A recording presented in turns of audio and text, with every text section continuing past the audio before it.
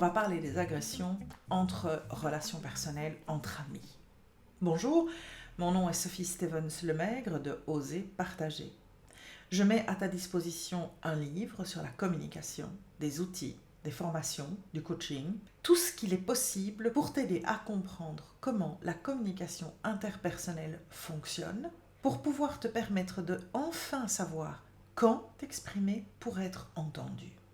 Alors aujourd'hui, on va parler des agressions qui se passent entre amis.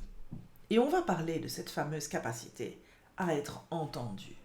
Imagine que tu te trouves dans une situation avec quelqu'un que tu connais bien, quelqu'un avec lequel tu t'entends bien de prime abord, vous partagez des moments communs, vous faites des activités ensemble, du sport, vous sortez, vous vous retrouvez en groupe de copines, peu importe.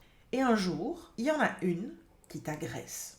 Elle se met en colère contre toi, elle commence à t'insulter, éventuellement elle te traite vraiment mal et tu te retrouves là, complètement coincé, au milieu de ce groupe de copines qui ne réagit pas et tu te dis mais enfin qu'est-ce qui m'arrive ? Si tu as déjà pris le temps de regarder les vidéos dans lesquelles je parle d'agression, tu verras, une fois encore, je te le rappelle, que je fais toujours référence à cette fameuse vidéo sur la colère et la gestion de l'agression, dans laquelle je te donne 3 clés essentielles pour pouvoir te sortir d'une situation dans laquelle tu te fais agresser. Première étape, tu mets tes mains hantées pour signifier à l'autre que tu me veux un temps mort. Lorsque tu vois que l'autre réagit, tu t'exprimes immédiatement en disant « je sors de cette agression, je n'ai pas à me faire traiter de cette manière et je reviendrai quand tout le monde sera calmé et que nous pourrons avoir une discussion » et tu t'éloignes physiquement. Ça, c'est la 3e étape. Alors, je t'invite à aller voir la vidéo, tu auras toutes les explications dedans et tu pourras bien comprendre le pourquoi de ces 3 étapes. Maintenant, ok, tu t'es éloigné, tu as pris tes distances, tu te sens bizarre, tu te sens mal parce que tu te rends compte que tu te retrouves un petit peu toute seule éventuellement. Comment est-ce que tu vas gérer cette situation ? Qu'est-ce que tu veux vraiment faire ?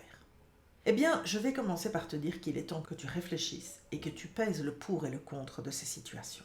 Peser le pour et le contre, c'est essayer de déterminer tes rapports avec cette personne. À partir du moment où c'est une personne que tu connais, qui fait partie de ton cercle d'amis, voire éventuellement qui est quelqu'un que tu valorises et que tu trouves vraiment importante dans ta vie, il est indispensable que tu fasses un peu le point sur votre rapport d'amitié. Cette agression que tu viens de subir, c'est la première fois ou pas ? Est-ce que c'est la plus extrême d'autres situations que tu as déjà subies avec cette personne ? Ou bien est-ce exactement la première fois que tu te trouves là-dedans et avant ça, vous n'aviez jamais eu de problème ? Pourquoi est-ce que je te dis ça ? C'est parce que tous ces éléments ont un poids énorme dans la manière dont tu vas gérer la suite.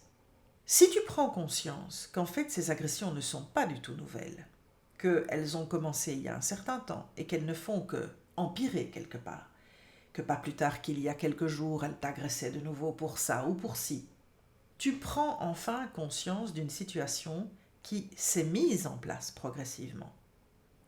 Est-ce que tu es capable de comprendre pourquoi ? Est-ce que tu es capable de comprendre ta part de responsabilité dans cette situation ? Parce que, soyons bien clairs, tu es peut-être la personne qui est agressée. Ça ne veut pas dire que tu n'es peut-être pas responsable partiellement de cette agression. Que se passe-t-il dans vos rapports ?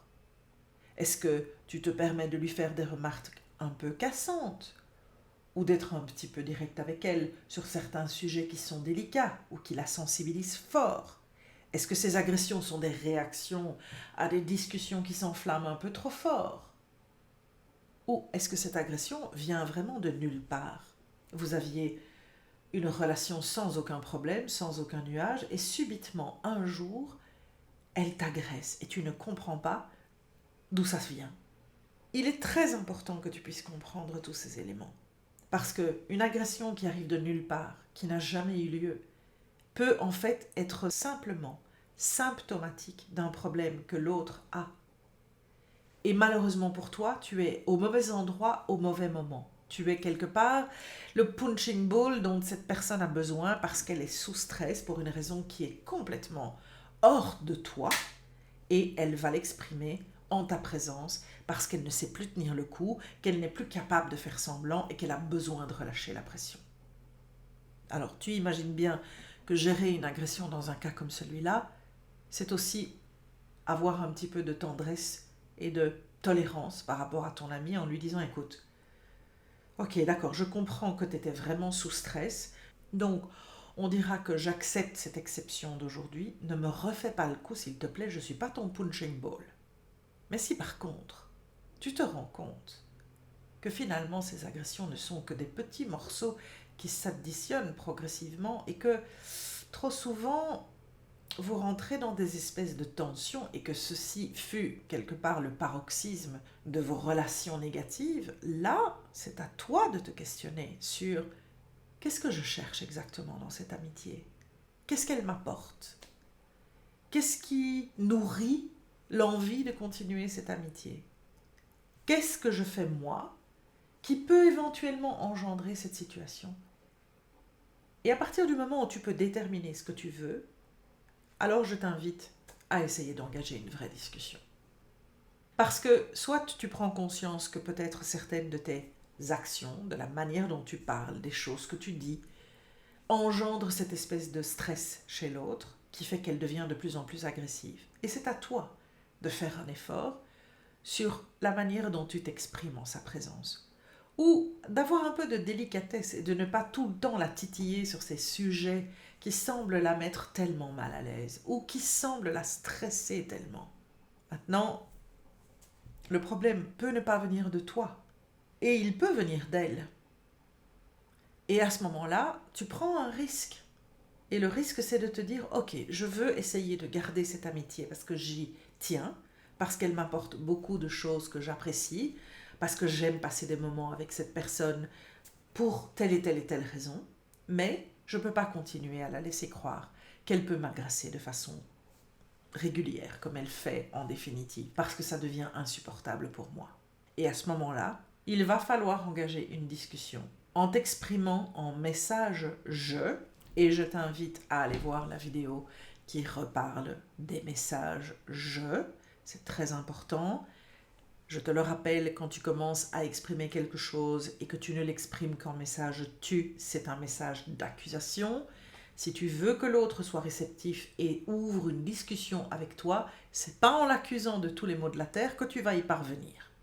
À partir de ce moment-là, bien sûr, différentes solutions seront possibles. Cette personne aura envie de faire ses efforts avec toi et de construire une relation pour pouvoir garder cette amitié à laquelle vous tenez toutes les deux. Soit cette personne en définitive ne voudra pas changer et tu verras comment tu progresseras dans cette relation.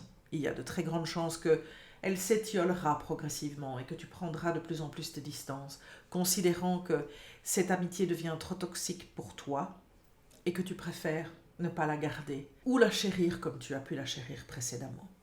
Sache que dans les rapports que tu as, si tu te fais agresser, la première étape dans tous les cas de figure, c'est de te demander est-ce que c'était un cas isolé ou est-ce que c'est quelque chose de récurrent? Parce que lorsque c'est un cas isolé, c'est souvent parce que cette personne sait qu'avec toi, elle peut faire un petit peu tout ce qu'elle veut, elle peut peut-être se lâcher. Et oui, ça n'a pas été facile pour toi parce que c'est toi qui as subi l'agression. Donc, il faut juste faire une correction et lui demander la prochaine fois qu'elle ne se sent pas bien de le dire, de manière à ce que l'agression, ce soit une agression à l'univers et pas directement à toi. Mais d'un autre côté, c'est très très important que tu puisses aussi avoir l'honnêteté de regarder les relations que tu as et de pouvoir identifier celles où quelque part, de façon insidieuse, ces agressions ont déjà eu lieu. Elles sont simplement en train de devenir plus importantes. Et de te poser la question, et là ici, le fait de comprendre ce qu'une personne toxique est important parce que tu pourras te demander si oui ou non cette relation que tu as est une relation que tu veux pouvoir maintenir. Donc, apprends à le gérer de cette manière-là, ça va t'aider. Va revoir la vidéo sur la colère pour vraiment comprendre comment gérer ces situations de colère. Tu peux te protéger contre ça. Tu n'as pas à devoir subir ce genre de choses.